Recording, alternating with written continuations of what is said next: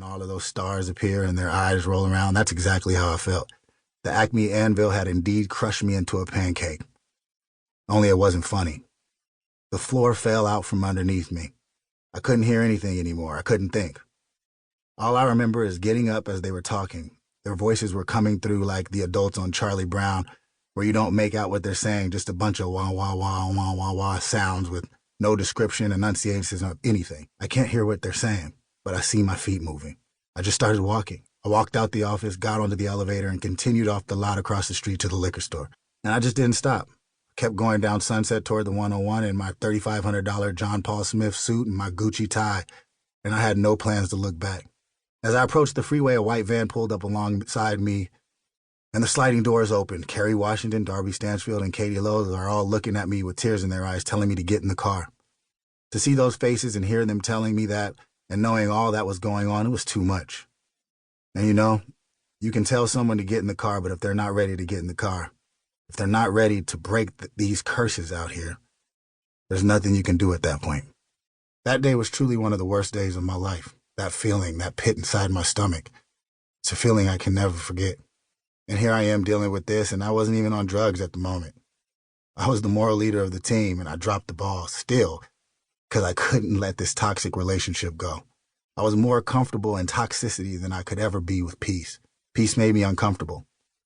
I liken it to a stray dog I met in Puerto Rico while filming. One of my co-stars ended up taking the dog we found running around base camp starved and homeless in the middle of the jungle. That co-star took the dog home that night and got it warm and a new doggy bed and placed it by the fireplace with a nice treat. But oddly, I was told, the dog grabbed the treat and ran outside on the patio and laid down in the pouring rain, enjoying the treat with no care of the torrential downpour coming down on him. He was so used to being in the jungle with no bed, no fire, no cover. He felt at home in the storm. That dog was me. How do you show up for a show when your real life could compete with the script? If I wasn't already fired, I wanted to quit. And if it wasn't for Carrie, I would have. Just finish out the season, Columbus. Don't quit the show, Carrie told me that day. We are all here for you.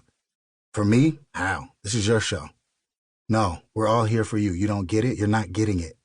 I need you to have my back. Just stay here until we finish the season, and then we can decide what you want to do after that. So I did. Even though I wanted to pull a Dave Chappelle and just vanish, I had to get back to work. In hindsight, that was probably the best thing for me that day. Who knows where I'd be if they didn't come get me. They got me a hotel that night to make sure I was safe, and the next day I went to work without incident.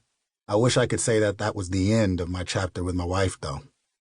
When she called me the next day, I had already put together all the pieces. I wanted to see my daughter, though, and I wanted to hear my wife's side of the story, against my better judgment. I didn't want to break up a family or the system that we had in place, My life had order, as dysfunctional as it was. Of course, I wasn't okay with it, but I found my okay at the bottom of the bottle. At the end of the season, Shonda told me she wanted me to go to rehab. I know you don't necessarily need to go, but based on everything that's happened in the last month, the network is saying either you go or you definitely don't have a job next season. Honestly, I was thinking, Shonda, I don't know if I want a job next season. Columbus, listen to me. Go to rehab and get yourself together and come back. We're going to be here. We're going to love you and support you. We're your family. So I went. My time in rehab was amazing, honestly. I was reluctant in going and apprehensive, to say the least, to be with people I thought were in a worse condition than I was. However, in the end, it was one of the best experiences of my life. I was truly beginning to understand the core of my substance abuse, the real whys. After 30 days of extensive therapy, group sessions, in-depth character analysis, I felt I was ready to return to my life. The whole cast wrote me this great letter while I was there and sent it to me before I got out, which was just before we started rehearsals. I was welcomed back to the Scandal set with open arms and love and grace and passion and non-judgment, and it was wonderful. I did have a family. They all delivered on that promise. I'm eternally grateful for that, because without them, it could have been exponentially worse. But what I failed to realize was that just because I did the work and I began to change, doesn't mean the world in which I lived changed along with me. When I got with my now ex-wife, I was just so in love, or lust. For once in my life, I felt like I was going to finally have peace. I'm going to make a family. It's funny because I used to tell my mom, it can't be this difficult to be married. Why do you keep getting married?